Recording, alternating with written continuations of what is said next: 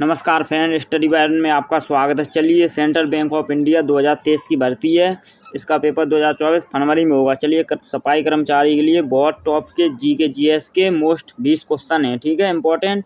ये तीसरी क्लास है। 2 क्लास और दूसरी थंबनेल पर आपने देखी होंगी। यदि ना देखी हो तो प्ले लिस्ट में जाकर चैनल के देख लीजिए। स्टडी वायरन में आपका स्वागत है। और चलिए, यदि आप सिलेबस जानना चाहते हैं तो सिलेबस की एक वीडियो मैं अभी बना दूंगा। ठीक है, वो अपलोड कर देंगे, वो आप देख लेना क्या आपको पढ़ना है क्या नहीं पढ़ना है। तो चलिए, 20 टॉप क्वेश्चन पर हम लोग आते हैं।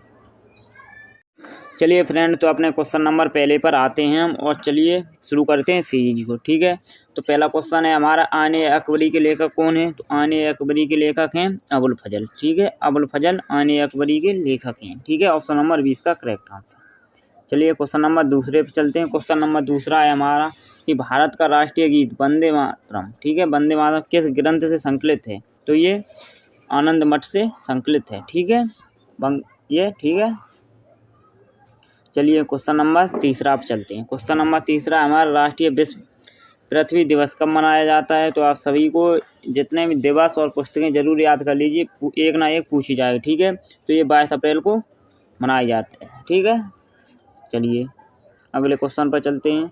अगला क्वेश्चन है हमारा कि 1857 का विद्रोह कहाँ से प्रारंभ हुआ है? 1857 का विद्रोह मेरठ से प्रारंभ। ठीक, और आप लोगों को एक काम बता दें, मैथ की क्लास आज 7 तारीख है, आज शाम 4 बजे से होगी। ठीक है, और आपके पूरे मतलब कि सेंट्रल बैंक ऑफ इंडिया सफाई कर्मचारी का सिलेबस में आज वीडियो अपलोड कर देंगे, वो आप देख लेना। ठीक है, आपको क्या पढ़ना है क्या नहीं पढ़ना है। ठीक है, चलिए क्वेश्चन नंबर अगले पे चलते हैं।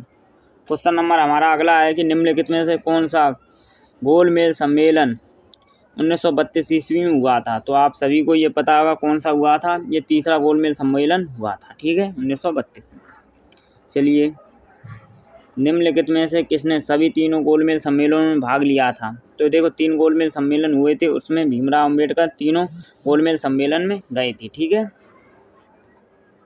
चलिए अगले क्वेश्चन पर चलते हैं कि 15 और 26 ईस्वी में बाबर ने किस वंश के शासन को पराजित कर साम्राज्य की नींव डाली? बाबर ने, ठीक है, बाबर ने मुगल साम्राज्य की नींव डाली। तो किस वंश को किया था? ये लोधी वंश को किया था। 1526 ईस्वी में पानीपत के प्रथम युद्ध में इब्राहिम लोधी और बाबर के बीच हुआ था। ठीक है, ये भी आपको यार देखिए आ भी गया है।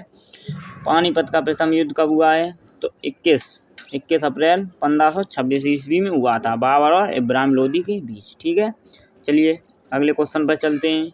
बहुत इंपॉर्टेंट क्वेश्चन है, आपके एक ना एक आ ही जाएंगे। ठीक है, भारत में ग्रैंड ट्रंक रोड बनवाई थी, ये किसने बनवाई थी?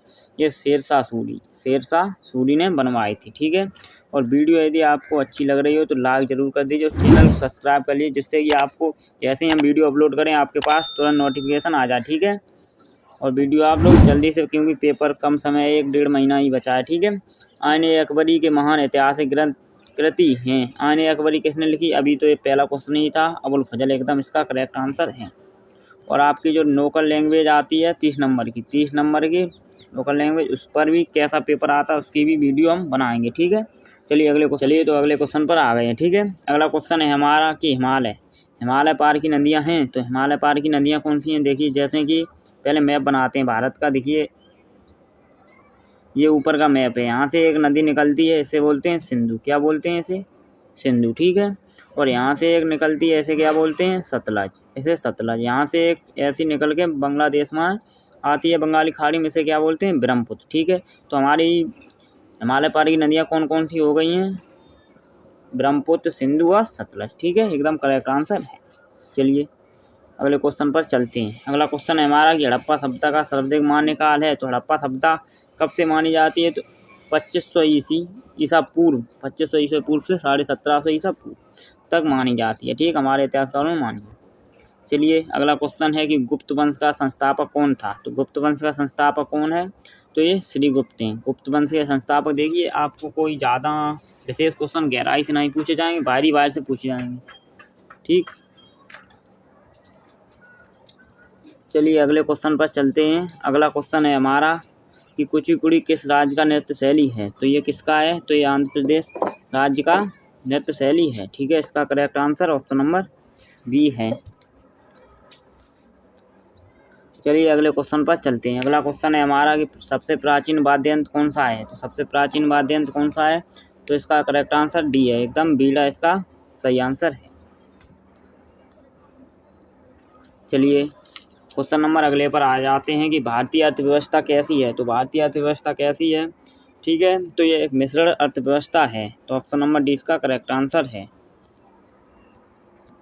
चलिए क्वेश्चन नंबर अगले पर चलते हैं कि अंतर्राष्ट्रीय महिला दिवस कब मनाया जाता है। तो अंतर्राष्ट्रीय महिला दिवस 8 मार्च को मनाया जाता है, एकदम करेक्ट आंसर भी आपका है। चलिए अगले क्वेश्चन पर चलते हैं। अगला क्वेश्चन है शाहनामा के रचनाकार हैं। तो ये किसने की है, ये फिरदौसी ने की है। शाहनामा किसने की है, फिरदौसी ने की है। चलिए अगले क्वेश्चन पर चलते हैं। अगला क्वेश्चन है हमारा विश्व का पहला धर्म कौन सा है। तो विश्व का पहला धर्म सनातन धर्म है, ठीक है, ऑप्शन नंबर सी इसका करेक्ट आंसर है। चलिए क्वेश्चन नंबर अगले पर चलते हैं। ज्ञानपीठ पुरस्कार किस क्षेत्र में दिया जाता है। तो ज्ञानपीठ पुरस्कार साहित्य के क्षेत्र में दिया जाता है, ठीक है। वीडियो कैसी लगी है तो चैनल को सब्सक्राइब और लाइक करके अपने सभी दोस्तों के साथ शेयर भी कर दीजिए। धन्यवाद।